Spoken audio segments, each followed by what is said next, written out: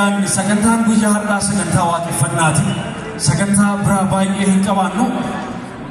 Waaqayyoon obboleessa keenya faarfataa Phaawulosiin gargaara isaa ulfaatu sagantaa kana qopheessuun bu'aa bayii baay'ee keessa ba'e. Sagantaa guddaa kana kan inni qopheesse as hundumti keenya kallattii arfanirraa wal geenye asitti bakka tokkotti akka nuti waaqeffannuuf keessa isaa gaafa Waaqayyo kaa'u waan salphaa hin turre.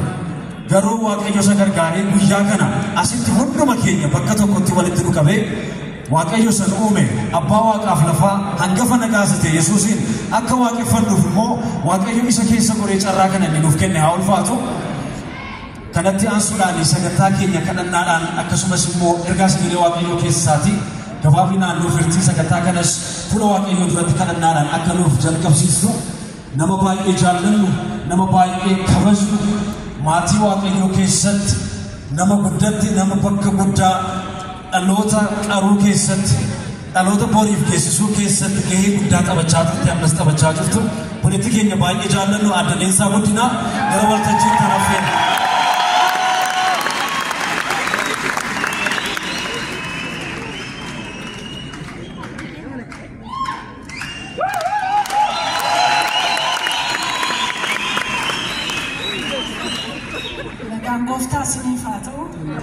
Akkam jirtu Waaqayyo maqaan isaa barabaraan kan eebbifame haa ta'u.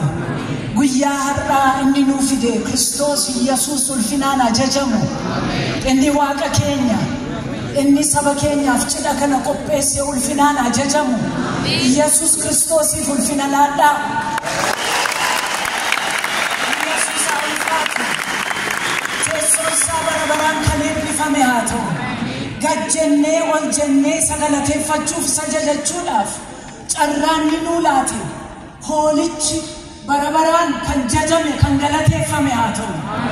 Har'aa sitti walitti qabamneerra gaaf tokko immoo gooftaan keenya Yesuus Kiristoos deebi'ee yeroo dhufu qilleensa keessatti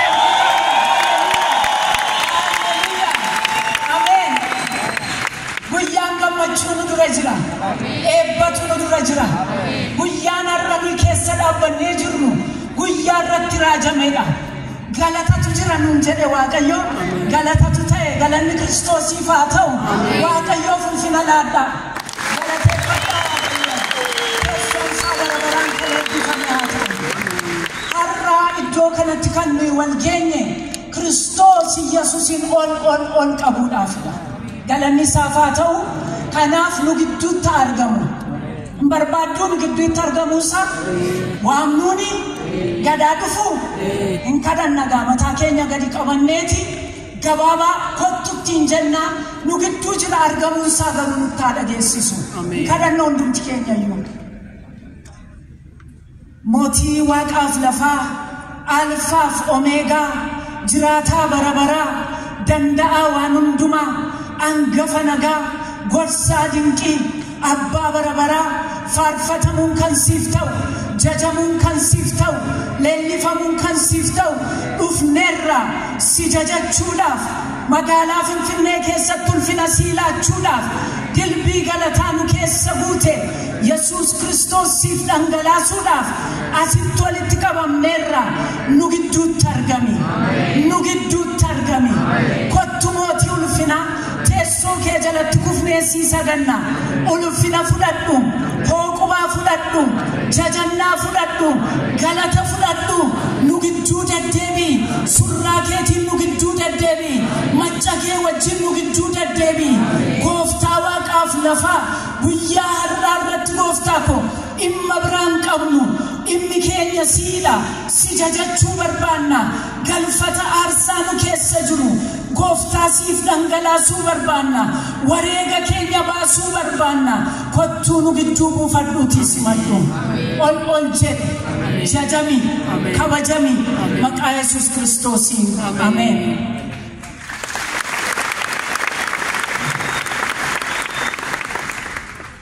Yeroo keenyatu baay'ee muraasadha.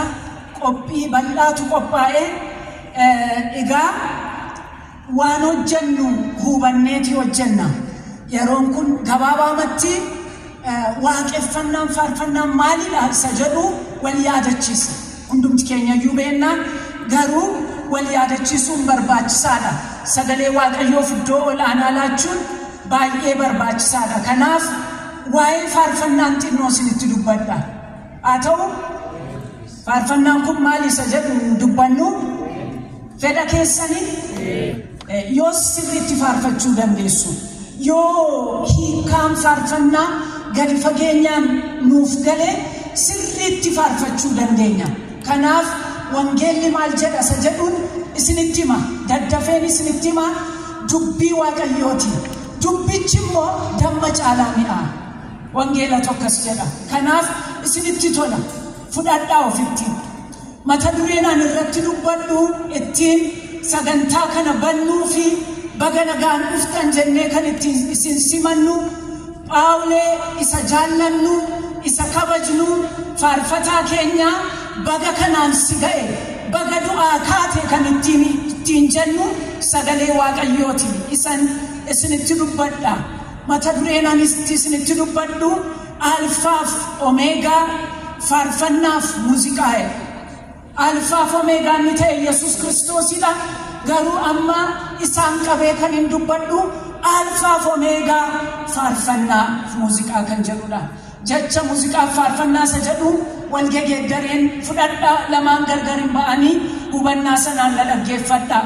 Gaaffii namoonni baay'een baroota keessatti qabanii faarfannaan yoom jalqabee kan jedhudha. Isa kana yoo dudubbistanii gaaffiin kun baay'eedha. Yoomuma jalqabe faarfannaanii kan jedhan baay'eedha. Namoonni tokko tokko seera uumamaa 4 irratti jalqabee jedhu. Nama Juubaal jedhamu Abaabilii Qaayel hin yaadattu hundumti keessan iyyuu jedheen amana. Yookiin immoo namoonni tokko tokko Hisqeel 28 irrattis kan jedhu jiru. Yookaan immoo Iyyoob 38 jedhanii deebii adda addaatu laatama. Garuu gaaffichi faarfannaan yoom jalqabe? Dhugumaan macaafi qulqulluu maal jedha?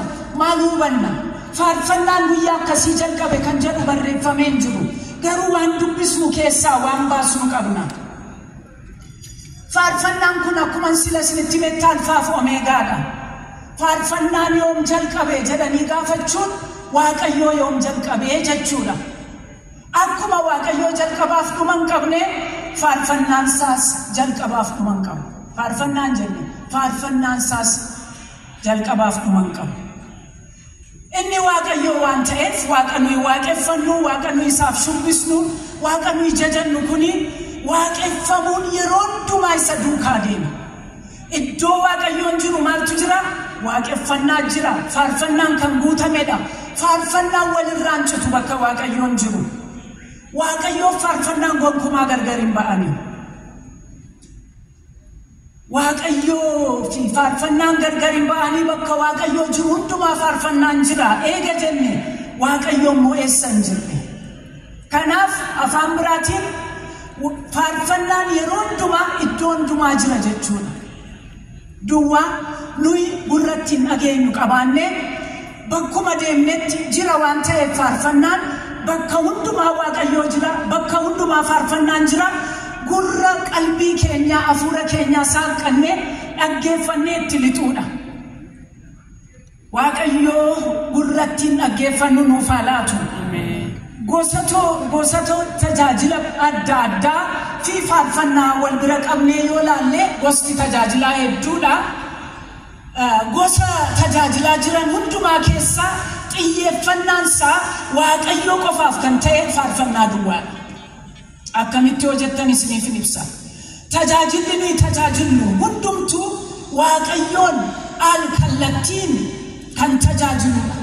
Waaqayyoo anaaf ta'e nuunaa jedhu malee kallattiidhaan Waaqayyoon tajaajila miti. Gosti tajaajilaa jiru hundumtuu jechuudha. Garuu tajaajila nuti namootaaf goonu Waaqayyoo anaaf gootan jedha. Inni kun Maatewos 25 irra jira. Beenna hundumti keenyayyuu hanqina yerootii fi hin dubbisu jechuudha. Isa beela'e nyaachisuun, kan daareetti uffisuun, lallabni namatti lallabamaa, kadhannaan namaaf kadhatamaa, raajummaan nama irratti kan xiyyeeffatedha. Waaqayyootti hin raajamu kan hundumti keenyayyuu beenna.